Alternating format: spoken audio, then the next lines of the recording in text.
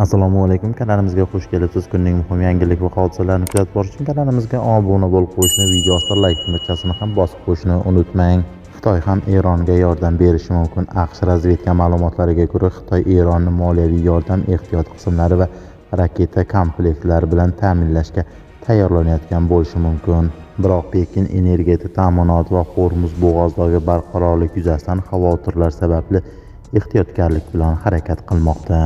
Medvedev arab davlatlariga AQSh bazalari ular uchun tahdid ekanini aytdi.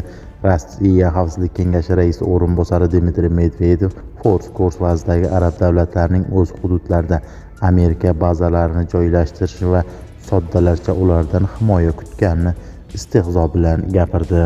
Kuvaytdagi AQShning Afirjan harbiy bazasida katta talafotlar kuzatilgan. AQShning harbiy xizmatchilari orasidagi qurbonlarning aksariyati aynan ana shu bazaga to'g'ri kelmoqda. Hamda AQSh va Isroilning Eronda yana bir maktabga zarba bergani ochiqlandi. Hujum Eronning Qazvin shahridagi o'g'il bolalar maktabi yaqinidagi AQSh va Isroil tomonidan amalga oshirilgan zarbaga urushning ilk kunlarida bir bolaning o'limiga sabab bo'lgan.